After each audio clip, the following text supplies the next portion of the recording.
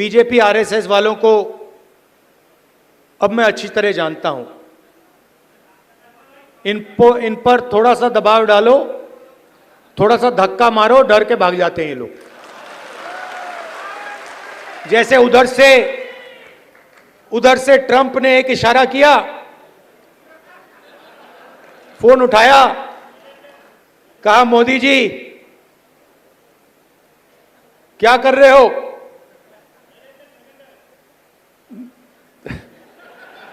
Narendra surrender, और जी हजूर करके नरेंद्र मोदी जी ने ट्रंप के इशारे का पालन किया। आपको एक समय याद होगा जब फोन कॉल नहीं आया था, 7th फ्लीट आई थी, 71 की लड़ाई में 7th फ्लीट आई थी, हथियार आए थे, एयरक्राफ्ट कैरियर आया था। इंदिरा गांधी जी ने कहा मुझे कुछ जो करना है मैं करूंगी।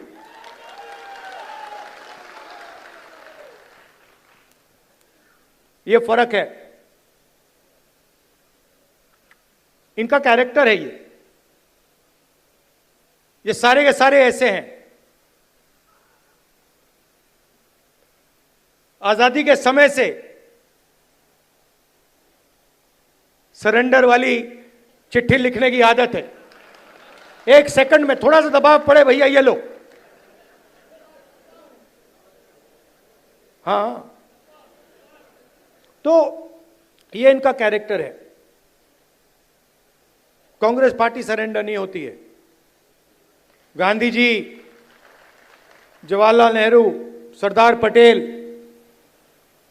ये सरेंडर वाले लोग नहीं हैं। ये सुपर पावर से लड़ने वाले लोग हैं। दोस्तों, राहुल गांधी ने मध्य प्रदेश की धरती से पूरे देश की राजनीति में भूचाल ला दिया है। एक ऐसा भाषण जिसने राहुल गांधी को एक बार फिर विपक्ष के सबसे मुखर और निडर चेहरे के रूप में स्थापित कर दिया है। ये कोई चुनावी रैली नहीं थी दोस्तों, ये था विचारधाराओं का महासंग्राम, जहां राहुल गांधी ने न केवल प्रधानमंत्री नरेंद्र मोदी पर बल्कि बीजेपी और आरएसएस की पूरी बुनियाद पर सीधा हमला बोला। राहुल गांधी के भाषण का सबसे तीखा और सबसे विवादास्पद हिस्सा था सरेंडर शब्द का प्रयोग। राहुल गांधी ने कहा कि बीजेपी और आरएसएस का इतिहास ही सरेंडर का रहा है। उन्होंने कहा कि भारत कभी सरेंडर नहीं करता, आतंक के सामने कभी नहीं झुका। दोस्तों, ये एक ऐसा आरोप है जो सीधे सीधे राष्ट्रवाद की उस बुनियाद पर चोट करता है जिसे बीजेपी अपनी सबसे बड़ी ताकत मानती है। राहुल गांधी ने 1971 के युद्ध का जिक्र किया, जब अमेरिकी जंगी बेड़े भारतीय समुद्री सीमा तक पहुंच गए थे, लेकिन इंदिरा गांधी नहीं झुकी। और इसकी तुलना उन्होंने प्रधानमंत्री नरेंद्र मोदी से करते हुए कहा कि नरेंद्र सरेंडर हो गए। ये एक ऐसा जुमला है जो आने वाले दिनों में एक बड़ा चुनावी नारा बन सकता है। ठीक वैसे ही जैसे चौकीदार चोर है और सूट बूट की सरकार जैसे नारे बने थे। राहुल गांधी ने इस सरेंडर की विचारधारा को बीजेपी और आरएसएस के इतिहास से जोड़ा। उन्होंने विनायक दामोदर सावरकर का जिक्र किया, जिन्होंने अंग्रेजों से दर्जनों बार माफ़ी मांगी थी। ये एक ऐसी ऐतिहासिक तथ्य है जिस पर अक्सर बहस होती रही है। सावरकर ने अंडमान जेल से अपनी रिहाई के लिए ब्रिटिश सरकार को कई दया याचिकाएं भेजी थी, जिन्हें उनके आलोचक माफ़ी के रूप में देखते हैं। राहुल गांधी ने इसी बात को उठाया और कहा कि ये सरेंडर की मानसिकता वहीं से आती है। उन्होंने आरएसएस और हिंदू महासभा पर भी निशाना साधा, ये कहते हुए कि वे भारत छोड़ो आंदोलन में शामिल नहीं हुए थे। यह भी एक ऐतिहासिक तथ्य है कि आरएसएस ने आधिकारिक तौर पर भारत छोड़ो आंदोलन में भाग नहीं लिया था। इसके अलावा उन्होंने श्यामा प्रसाद मुखर्जी और मोहम्मद अली जिन्ना के साथ बंगाल में सरकार बनाने का भी जिक्र किया था। यह भी एक ऐतिहासिक घटना है कि श्यामा प्रसाद मुखर्जी 1940 के दशक की शुरुआत में बंगाल में मुस्लिम लीग के साथ एक गठबंधन सरकार का हिस्सा थे, जिसका नेतृत्व फजलुल हक कर रहे थे। राहुल गांधी इन ऐतिहासिक घटनाओं का जिक्र कर यह स्थापित करने की कोशिश कर रहे थे कि बीजेपी और आरएसएस का इतिहास समझौते और सरेंडर का रहा है, जबकि कांग्रेस और नेहरू गांधी परिवार ने कभी देश के सम्मान से समझौता नहीं किया। यह आरोप बीजेपी के लिए बेहद चुभने वाला है, क्योंकि यह उनके राष्ट्रवाद के नैरेटिव को सीधे चुनौती देता है। राहुल गांधी ने प्रधानमंत्री नरेंद्र मोदी पर सीधा हमला करते हुए कहा कि डोनाल्ड ट्रंप ने भारत को टैरिफ किंग बताया, भारत का अपमान किया, लेकिन प्रधानमंत्री के मुंह से एक शब्द नहीं फूटा। यह दिखाता है कि राहुल गांधी पूरी तरह से बीजेपी की कमजोर नस पर वार कर रहे हैं। राहुल गांधी के भाषण का दूसरा बिंदु था अडानी समूह पर उनका लगातार हमला। उन्होंने एक बार फिर दावा किया कि अडानी के खिलाफ अमेरिका से गिरफ्तारी वारंट जारी हो चुका है, लेकिन भारत में कोई जांच नहीं हो रही है।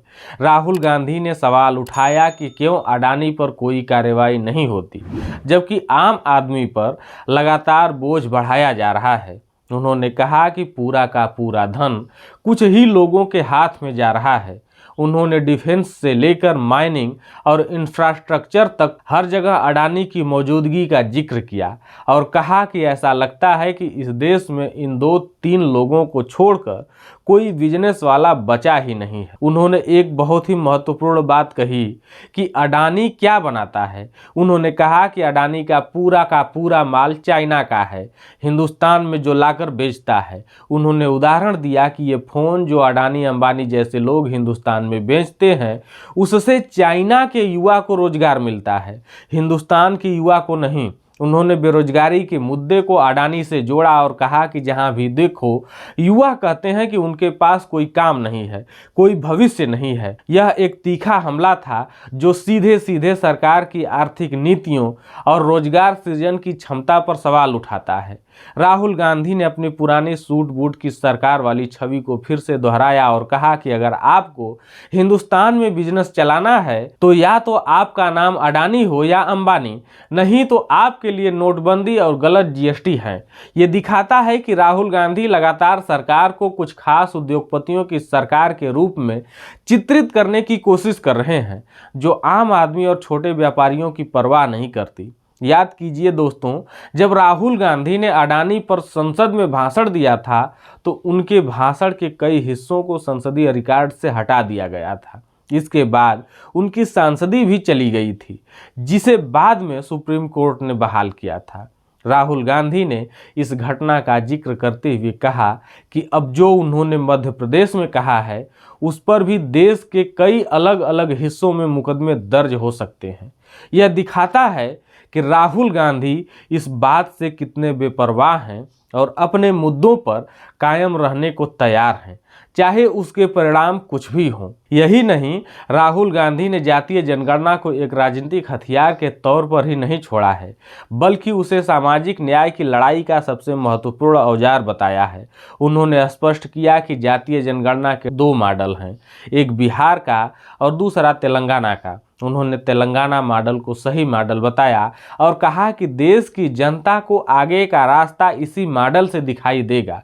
राहुल गांधी इसे एक सफल कार्यान्वयन के रूप में प्रस्तुत कर रहे हैं, जहां लाखों लोगों से सवाल पूछे गए, दलितों, आदिवासियों, पिछड़ों और अल्पसंख्यकों के संगठनों से राय ली गई। उन्होंने बिहार के मॉडल की तुलना में इसे अधिक पारदर्शी और जनता केंद्रित बताया, जहां उनके अनुसार बंद कमरे में सवाल चुने गए और ब्यूरोक्रेट्स ने सवाल चुने।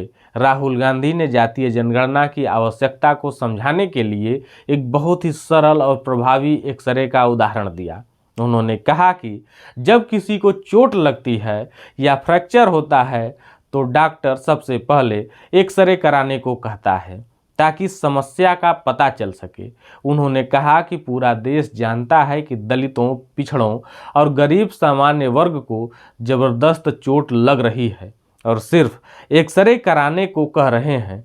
उन्होंने सवाल उठाया कि सरकार एक्सरे कराने से डर क्यों रही है। उन्होंने कहा कि अगर एक्सरे से पता चला कि कोई समस्या नहीं है तो सब कुछ ठीक है। कारपोरेट सेक्टर में हर वर्ग के लोग हैं, जुडिशरी में हर वर्ग के लोग हैं तो ठीक है।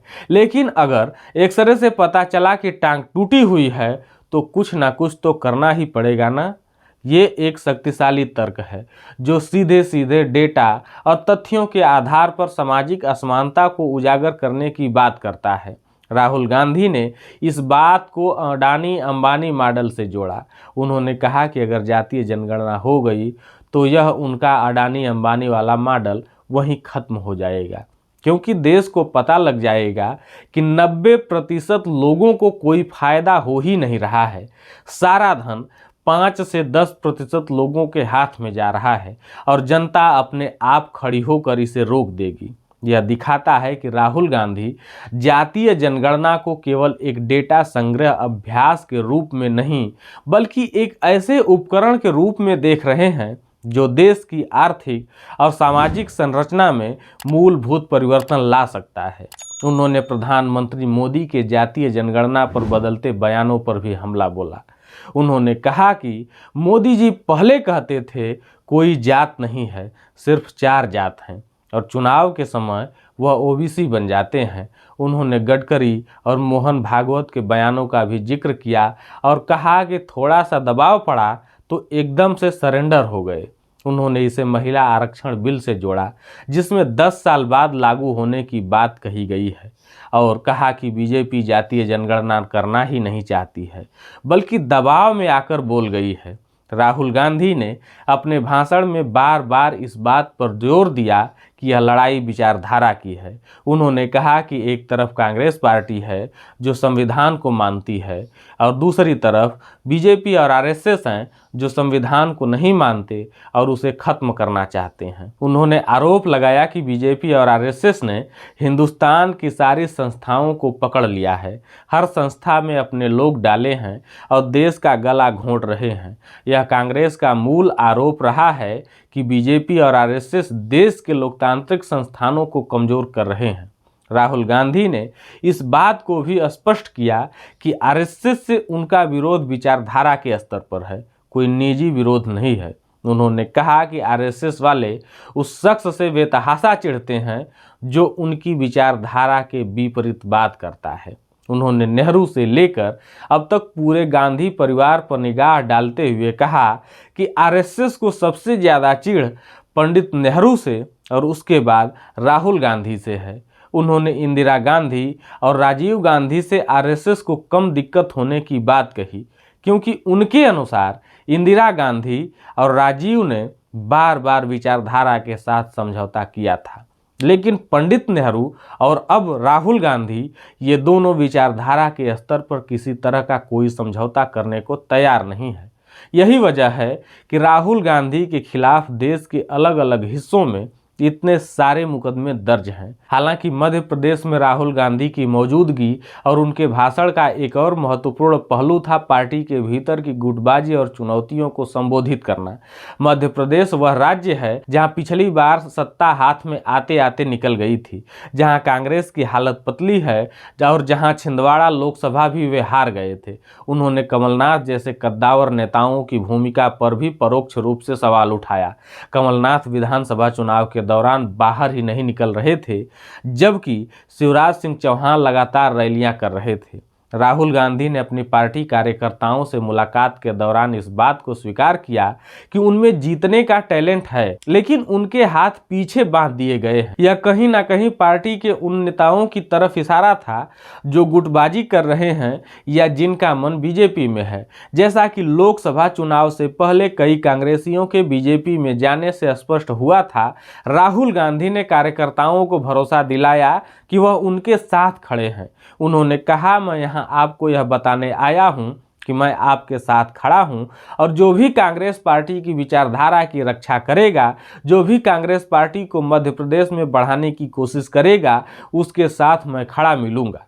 यह एक मजबूत संदेश था जो पार्टी के भीतर एकजुटता और विश्वास पैदा करने की कोशिश करता है। उन्होंने कहा कि जिस दिन 20% लोगों ने भी मन बना लिया कि बीजेपी को उखाड़ के फेंक देना है, उस दिन बीजेपी कांप जाएगी।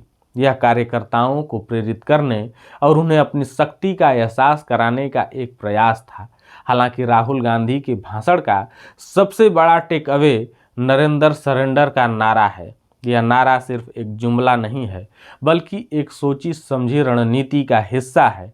राहुल गांधी के पिछले नारे जैसे चौकीदार चोर है या सूट बूट की सरकार भले ही चुनावी रूप से हमेशा सफल न रहे हों, लेकिन उन्होंने प्रधानमंत्री नरेंद्र मोदी को हमेशा अपनी बातों से, अपनी भाषणों से असहज जरूर किया है।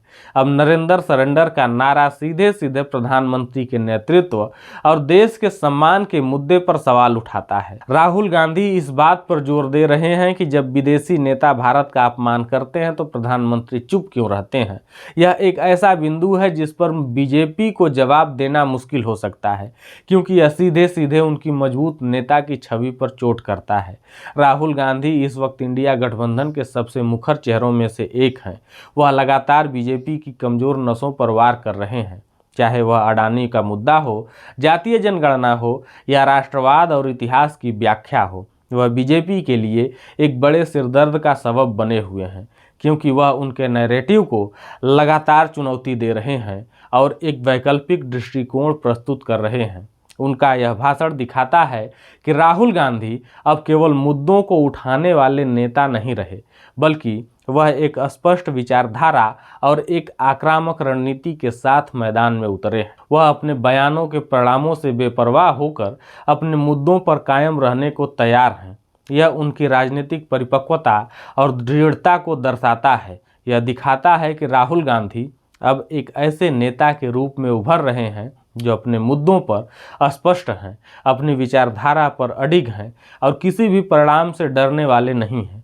उनके खिलाफ दर्ज कई मुकदमे, उनकी सांसदी का जाना और फिर बहाल होना, ये सब उन्हें और मजबूत ही बना रहे हैं। अब वह विपक्ष के एक ऐसे मजबूत और निडर चेहरे के रूप में सामने आए हैं जो सरकार को लगातार चुनौती दे रहा है और आम जनता के मुद्दों को लगातार उठा रहा है। आने वाले दिनों में भारतीय राजनीति में सरेंडर और जातीय जनगणना जैसे मुद्दे और गरमाएंगे। राहुल गांधी ने इन मुद्दों को उठाकर एक नई बहस छेड़ दी है, जिसका असर हमें अगले आने वाले चुनावों में देखने को मिल सकता है। उनकी यह आक्रामकता और मुद्दों पर स्पष्टता उन्हें एक ऐसे नेता के रूप में स्थापित करती है जिसे अब नज़रअंदाज करना किसी भी राजनीतिक दल के लिए मुश्किल होगा। तो दोस्तों, आपको क्या लगता है, क्या राहुल गांधी की ये बयान बीजेपी को असहज करेंगे? क्या नरेंद्र सरेंडर का नारा एक बड़ा चुनावी नारा बन पाएगा? कमेंट बॉक्स में हमें ज़रूर बताएं। अगर आपको यह वीडियो पसंद आई हो तो इसे लाइक करें, शेयर करें और हमारे चैनल को सब्सक्राइब करना बिल्कुल न भूलें।